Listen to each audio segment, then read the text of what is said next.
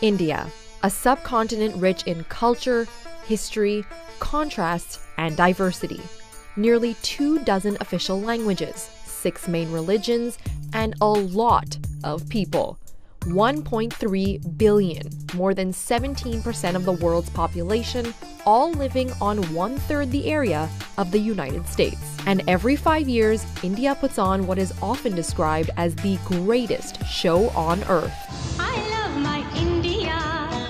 No, it's not a Bollywood movie. It's India's general election. In the upcoming 2019 election, nearly 900 million Indians 18 years and older will be eligible to vote. That's more ballots cast than the last 7 U.S. presidential elections combined. In India's 2014 election, there were more than 8,000 candidates from over 450 political parties vying for only 543 seats in the lower house of parliament. This is known as the Lok Sabha, or the House of the People. An additional 2 seats are nominated by the president from the Anglo-Indian community, or those of mixed Indian and European descent. When you break down the numbers, it means on average, each MP represents 1.5 million voters. Compare that to the much smaller population in the UK, which has 650 seats in parliament, meaning each MP represents about 72,000 registered voters. The constituencies in each of India's 29 states and 7 union territories are based on how populated the region is. The bigger the state, the more seats it has. For example, Uttar Pradesh, India's most populated state with 228.9 million people, has 80 constituencies. In fact, UP has an even higher population than all of Brazil. India's federal electoral model follows a first-past-the-post system, and whichever party wins the majority of seats gets to choose the prime minister. So setting aside the quality of India's democracy and the arguments about misrepresentation in a country marred with social, economic, and political issues, how is such a massive election logistically organized?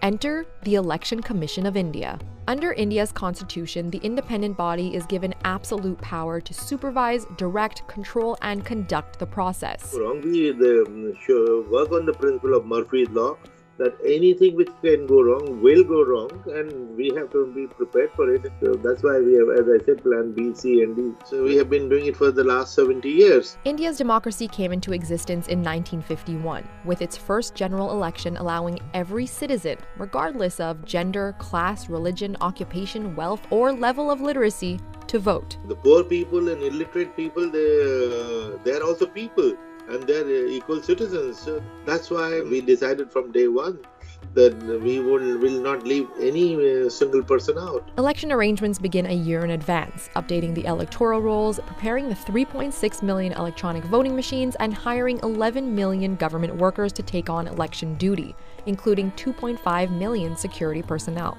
The people staffing the polling booth tend to be civil servants employed in other jobs. So, it could be a teacher, it could be a mailman, it could be someone from, the state bureaucracy. And during the elections, all of these people are taking a leave from their work and are being reassigned for a few days to staffing a polling booth. And setting up the 1 million voting booths is no easy feat. According to election guidelines, there must be a polling station no farther than 2 kilometers of every voter across the country, from the mountain villages of Himachal Pradesh, the deserts of Rajasthan, to the beach towns of Kerala, the rainforests of Assam, and everything in between, which means all modes of transportation, including elephants, camels, boats, and planes, are deployed to reach even the most remote areas of the country. In fact, a polling booth is set up in the middle of a dense, isolated jungle in Gujarat every election year, so a sole voter, a temple priest, can contribute to his country's political process. This helps with voter turnout. In 2014, it was over 66%. In India, there's no election day. Instead, it's an election month. Voting takes place in multiple phases across the regions. This allows for election and security resources to move around the country and gives the Commission better control of what's going on at each polling station. Security issues like physical threats and bribes are just some of the challenges the Commission faces during the elections. Whether we're talking about the beginning of the insurgency in Kashmir Valley in the late 1980s, where there were pretty solid allegations of ballot stuffing or ballot rigging, whether we think about the old feudal wars that took place in Bihar when upper caste landlord armies forcibly either prevented or people from voting or coerced them into voting in particular ways, practices that were described as booth capture. But experts say these types of cases are becoming less and less frequent thanks to the checks and balances applied by the Commission. We make what is called vulnerability map for every village, every polling station area. Who are the people, the criminals in the area?